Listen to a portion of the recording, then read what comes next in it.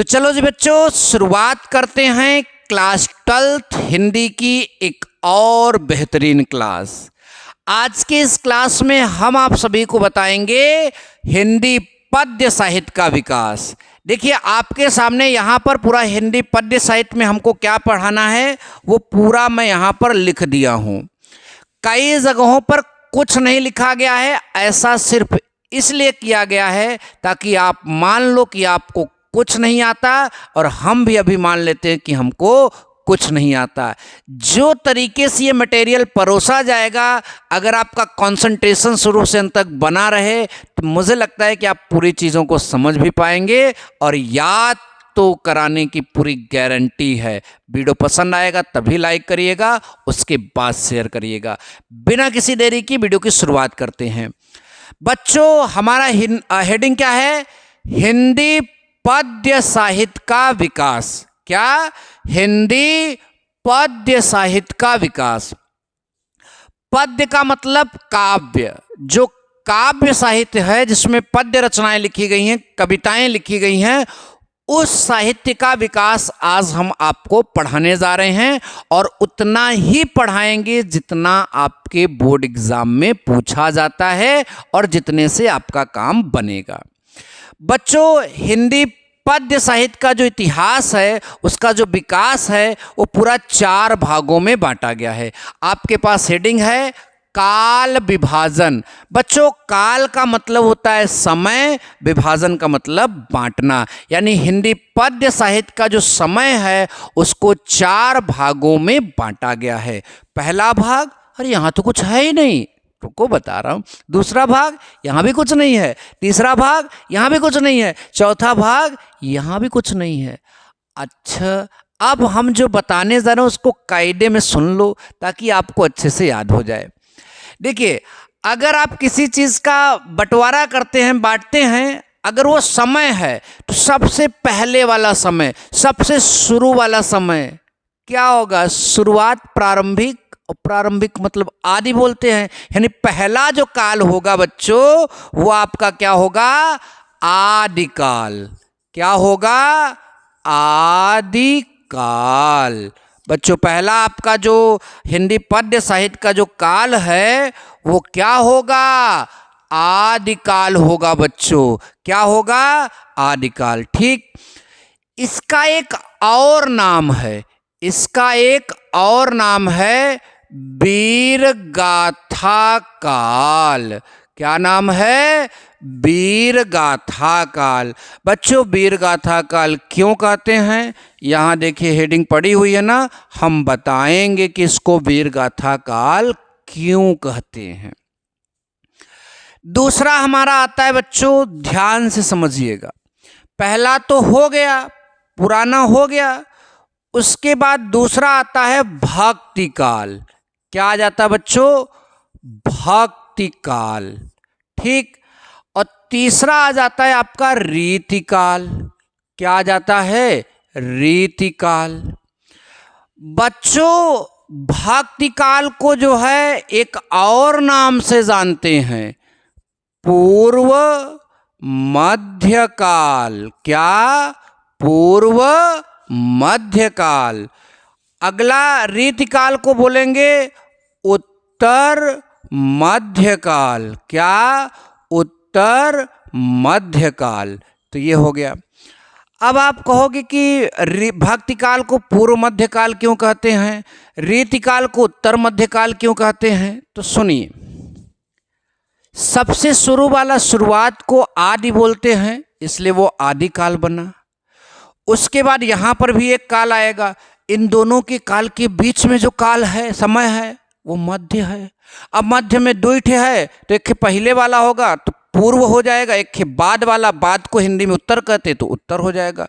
मध्य माने मध्य, बीच में जो है मध्यकाल है और उसके थोड़ा पहले पूर्व मध्यकाल, उसके थोड़ा बाद उत्तर मध्यकाल। इसलिए जो है ये आपका भक्ति काल जो है पूर्व मध्यकाल होगा और ये जो रीतिकाल है वो आपका उत्तर मध्यकाल होगा। क्या होगा? उत्तर मध्यकाल होगा। बच्चों, आपका आखिरी चौथा जो है वह किस नाम से जाना जाता है? आधुनिक काल। किस नाम से जाना जाता है? आधुनिक काल के नाम से जाना जाता है। ठीक, तो चारों को एक बार फिर से देखेंगे। पहला आदिकाल या वीरगाथा काल, दूसरा भक्ति काल या पूर्व मध्य काल, तीसरा रीतिकाल या उत्तर मध्य काल, चौथा आधुनिक काल। ठीक, सन समझ लेते हैं। सन 1993 से जो है, सॉरी 1900 बोल रहा हूँ, 1900 तो अब कहा जाएगा। सन 993 से 1318 ईस्वी तक जो है आपका होता है क्या? आदिकाल। फिर 1318 ईस्वी से जो है 1643 ईस्वी तक आपका होता है क्या? भक्ति काल। फिर 1643 से 1843 तक आपका होता है क्या? रीतिकाल। और फिर 1843 से अब तक जितना भी जो है काव्य में लिखा गया है वो सब होता है क्या? आपका आधुनिक काल। बहुत बढ़िया। अब भक्ति काल को दो भागों में बांटा गया है। दोनों भाग क्या हैं आपको मालूम ही नहीं। तो दो तरह की भक्ति होती है बच्चों। पहली क्या है, ध्यान से समझिएगा। निर्गुण निर्गुण भक्ति धारा, निर्गुण भक्ति धारा। दूसरे प्रकार का जो है वो हो जाएगा सगुण सगुण भक्ति धारा। निर्गुण भक्ति धारा, सगुण भक्ति धारा। बच्चों, निर्गुण भक्ति धारा को भी दो भाग में बांटा गया। पहला जो यहां पर आएगा वो होगा ज्ञानाश्रयी, ज्ञानाश्रयी। और दूसरा जो होगा वो प्रेमाश्रयी। क्या? प्रेमाश्रयी। सगुण भक्ति धारा को भी दो भाग में बांटा गया। एक राम भक्ति, अभी सब बताएंगे भी। दूसरा कृष्ण भक्ति। एक राम भक्ति और दूसरा कृष्ण भक्ति। ठीक, एक बार भक्ति काल को फिर से देखते हैं। भक्ति काल को दो भाग में बांटा गया, निर्गुण भक्ति धारा, सगुण भक्ति धारा। अच्छा बच्चों, ये निर्गुण भक्ति धारा और सगुण भक्ति धारा का क्या मतलब है? हालांकि जब ये टॉपिक में पढ़ाऊंगा तो वहां तो अच्छे से एक्सप्लेन करूंगा ही करूंगा, लेकिन इसका एक्चुअल मतलब क्या है? देखिए, निर्गुण का मतलब होता है ऐसी भक्ति जिसमें भगवान के आकार का, मतलब भगवान के आकार को नहीं रखते। माना जाता है भगवान निराकार है, उनके किसी गुण को हम लोग नहीं देखते। भगवान अनंत है, असीमित है, निराकार है। जब ऐसी भक्ति कोई करता है तो वह आपका निर्गुण भक्ति धारा होती है। इस तरह का भक्ति निर्गुण भक्ति कहलाता है। अब जब भक्ति इस तरह की हो कि भगवान के आकार को बताया जाए, जैसे भगवान भोलेनाथ के जो है यहाँ सर्प है, यहाँ चंद्र है, तो ये आकार का जो यहाँ पर जो है बातें हो रही हैं काव्य रचनाओं में, तो ऐसी अगर बातें अगर हम लोग कर रहे हैं तो सगुण भक्ति धारा के अंतर्गत आएगा। इसलिए भक्ति को जो है दो भाग में बांटा गया, भक्ति काल को निर्गुण भक्ति धारा और सगुण भक्ति धारा। निर्गुण भक्ति धारा में ज्ञानाश्रयी शाखा और प्रेमाश्रयी। ज्ञानाश्रयी माने ज्ञान को फैलाया गया, प्रेमाश्रयी यानी प्रेम की बातें बताई गई। और सगुण भक्ति धारा में राम भक्ति यानी राम से संबंधित जो है भक्ति काव्य लिखे गए, और कृष्ण भक्ति में मतलब कि कृष्ण से संबंधित भक्ति काव्य लिखे गए। अच्छा, अब क्या रीति काल में भी कोई भाग होगा? तो यस, रीति काल भी तीन भाग में बांटा गया। मैं यहाँ पर उसका जगह बनाना भूल गया। पहला भाग है रीति बद्ध, दूसरा रीति सिद्ध और तीसरा रीति मुक्त।